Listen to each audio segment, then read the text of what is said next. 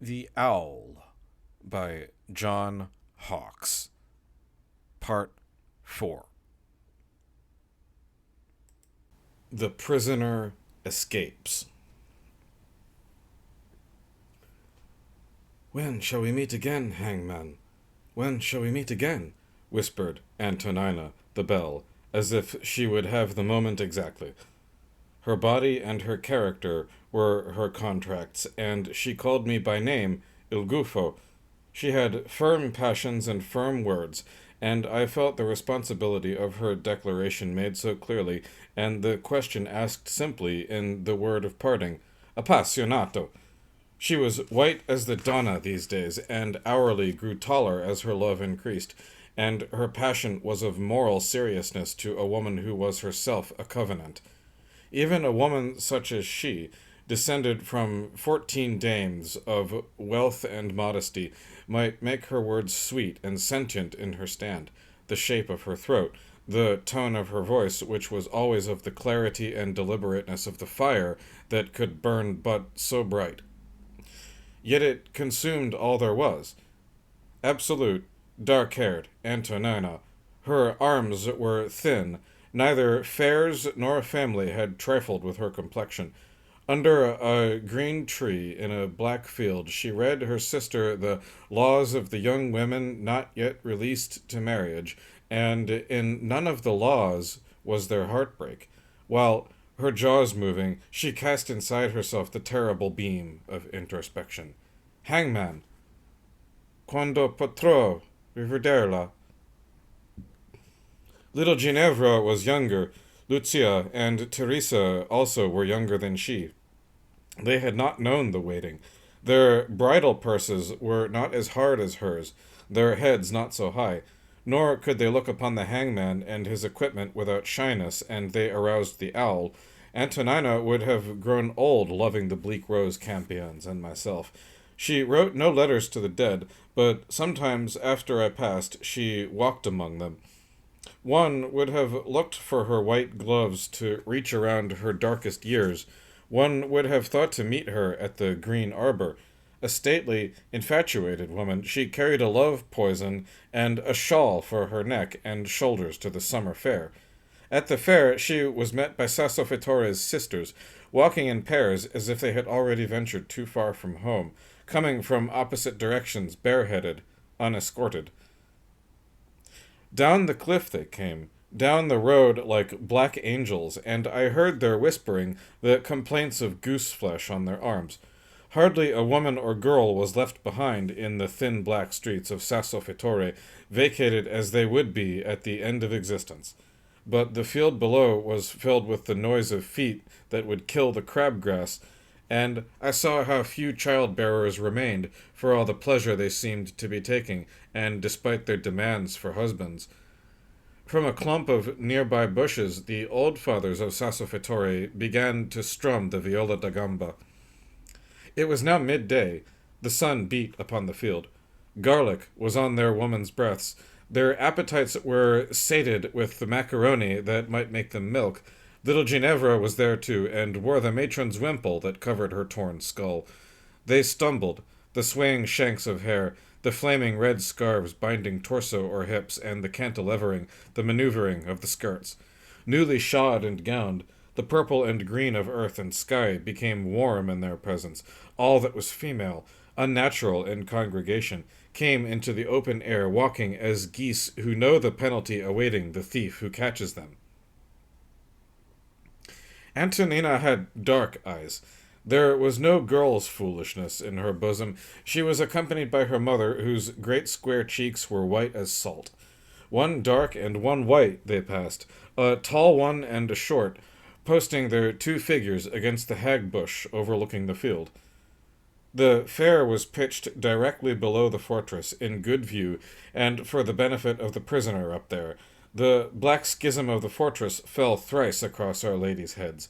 In the silence of the hilltop, in the window, was the eye of him alone who could not join them. And I, too, at that hour, felt the urge to climb again into the city. The owl and the prisoner remained, and the women showed themselves freely. Their voices drifted high, and were suddenly clear. History had forbade the fair, a guise for flirting and the dissatisfaction of a sex. The fair invoked only when the measures of fathers failed. I listened to the festival, the ribaldry of the viola da gamba, the concert of bushes. How could it be anything but an ill omen? The distraction and the gaiety of woman preceded the fall of man.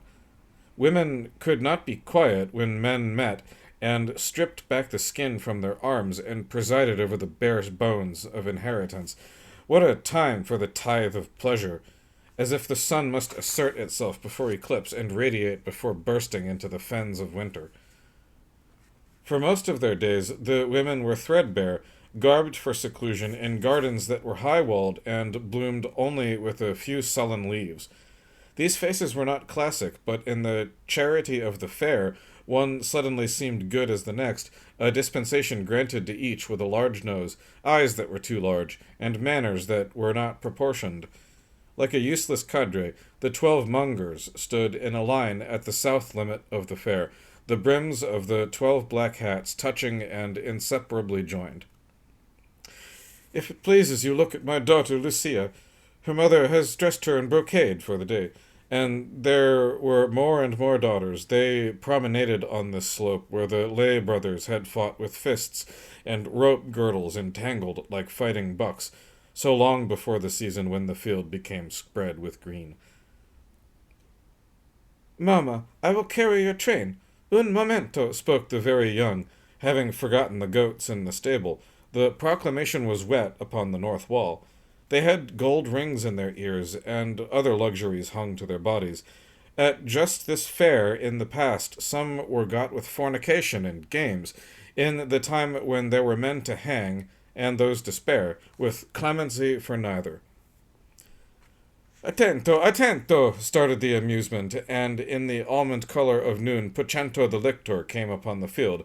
The women quieted, and did not crowd beyond the small white markers, but watched each beside her neighbor. "To the hind legs!" Pucento shouted, and proceeded slowly toward the center of the garden. His walk was stiff, slow, itself determined by the beauty of the age provincial combat between man and dog, the mastery of training over the temptation and distraction that plagued the low species. The women peered from the four sides, some scowling, some thrusting forward their cheeks withered as nuts, some smiling as if they alone were devoting themselves to a glassy pleasure at the sight of my ward, high-stepping and lean. The young girls watched covetously. "They suspect something," murmured Signor Barabo, and held Antonina by the waist confidently. And where he stood also stood 11 mongers more, their wind-troubled sombreros cut at different angles from amidst bodices, old women and their daughters. The tempo of the viola da gamba increased, but there came only the soundless winging of the musicians' bows, the silent press of the female 100, and the stilled, orderly panorama of the fair. The olive faces, the roses, the chameleon breasts were ranked and slightly moving under the hemispherical silence of Sassofeltore. The noon tilted overhead. Antonina seemed not to feel the binding of the arm about her waist, and did not watch Pucento for long, but looked directly away into the east, steadily. Adesso came the movement, the will of her lips. When the dog turned, they turned, and the oldest and most grudging, with lace upon the brown of their chests, paid attention and swung the great fans atop their skulls windward, frowning through the malignant black eyes, as if they would not be fooled. The streaks of the gowns against the earth, the moving flecks of the man and dog, the liveliness of the moon, and the windy pasture below him were the last that he and the fortress would see of mankind, womankind.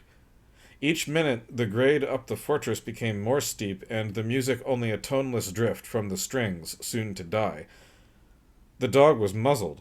To the tip of the muzzle, into a ring fastened at the end of the snout, was hooked the leash which Pucento and the animal kept taut between them, a thin rein of brilliant red.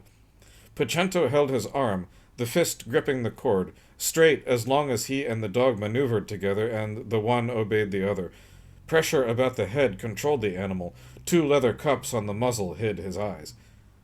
On their leaning instruments, the musicians played the seldom heard March of the White Dog. This whole breed had once been deprived and whipped, tied ascetically by the lay brothers on the slopes. The bitches were destroyed, and the rest, heavy of organ and never altered with the knife, day after day were beaten during the brothers' prayers, commanded to be pure, unmercifully. The dogs tasted of blood given in mean measure, but were not permitted the lather, the howl, the reckless male-letting of their species. Beaten across the quarters, they were taught by the monks the blind, perfectly executed gavotte. The sole remaining dog moved and balanced as the first packs, flawless, the long wail of refusal still in his throat and still denied him by the muzzle. The dog followed Pucento on the end of the tight rein. A heavy animal, the white coat became tarnished and cream with age. The women could not see how Pucento sweat, himself straining to duplicate the measure, the ruthless footstep of the past. Welts were knotted across the dog's hide, causing the hind muscles to be tough as if the legs' tendons themselves had been drawn upward and bound across the spine. The joints were round, distended, polished to silver, thick though the legs were slim, worn and delicate with the hours of balancing. But the meat, the shoulders and loins, tempered by the monks, were broad and considerable, so that the animal might endure the requirements and travel long distances without touching the front paws to earth. The old dog did not once attempt to snap through the muzzle. It changed the rhythm of its gait perfectly and moved sideways with ease, crossing one set of claws over the other. All the desire, the reflex to kill, was still there under the white coat, inside the white skull and embedded the length of the spinal column, but Pucento had no need of the thick cane, no need to thrash the animal and the formality, the difficulty of the devilish dog's fandango. First, the two completed a square, then a circle, then the dog twisted and arched its back. Drawing down the quarters, it puffed and deflated its chest in one place, the leash pulling always the primitive long jaws and the restrained skull horizontally forward uncomfortably from the neck. But in this position the animal's silhouette was best. Attento, attento, they murmured again after silence, and Pucento stiffened his arms, man and dog frozen on the green. Pucento spoke. The dog shuddered and swung backward in brutal symmetry, lifted, stood on two legs, then leapt, once, thrice, and, each time, a single leg only touched the earth, quivering, burdened, unnatural. On the one leg, the dog propelled itself upward again without falling, and the bones pressed through the fat. Even Antonina's mother did not regret the sight. The dog stopped. As bidden, its front paws came to rest lightly upon Pucento's back on each side of the neck. Thus they remained rigidly, heads damp, white, lifted into the sun, while the musicians dragged their viols out onto the field, and the girls raised and silently shook their clutches of rose campions. "Antonina," said Senor Barabo, "take your sister's hand." But Antonina was gone, and his arm was hooked only about his old wife's hip.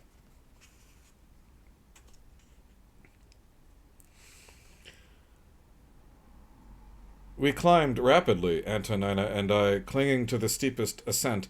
We pressed ourselves into the declivities of the cliff.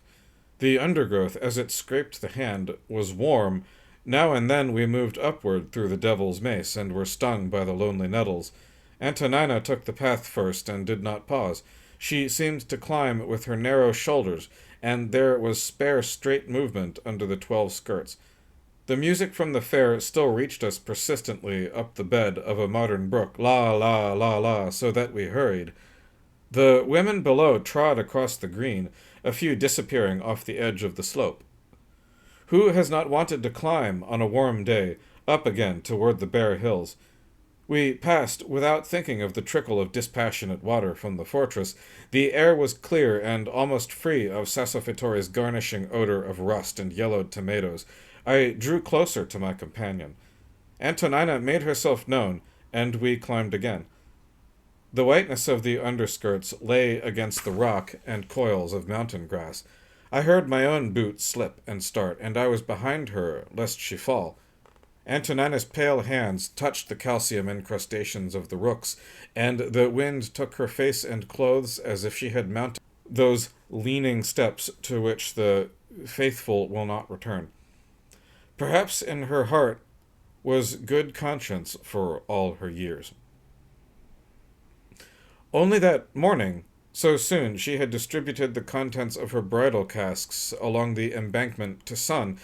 After sunning them, she had made several bundles, tied them with cord, and carried them up the wooden ladder to the dark space beneath the roof, knowing they would not last there and that she would not need to take them down again. Her father would not speak for her. And yet the thorn pulled at the leg. A trailing of her shawl was snagged in that steep place below the fortress. She swayed and proceeded to climb as if there would be more trysting.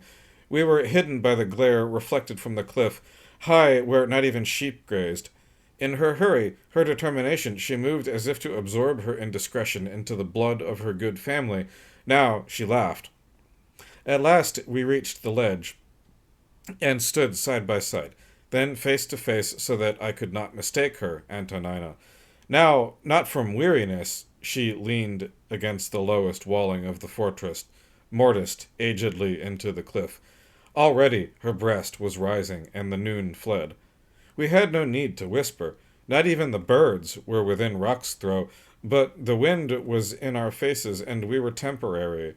Though Antonina did not look as if her heart were sinking, the world this high creaked around us, and, standing with no sure footing between the day before and the day after, she touched her bosom, done with light-heartedness, spoke to me in the wind's way. "Honorable hangman, Carino, Il Gufo, it is you I love. I know what women do, and I have no fear of it. I have heard my father. I will be no belated bride. Not him, they say. But it is you I love.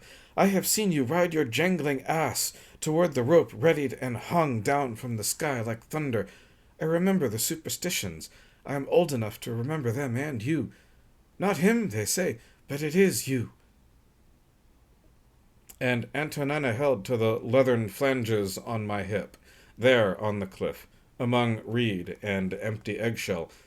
The fare was done, the waiting of rags done. I put my hand on her bosom, and my hand met the two small silver hearts of a fine lady. Antonina rolled stiff on the brown hilltop, and the skirts loosened, lifted by the wind. She pushed her fingers into the bent grass, and dragged her hair on the silt and stones. Her slender belly thrashed, like all cloistered civilization among weed, root, in the wild of the crow's nest. I reached into the sheltered thighs, touching this bone and that, and felt for what all women carried.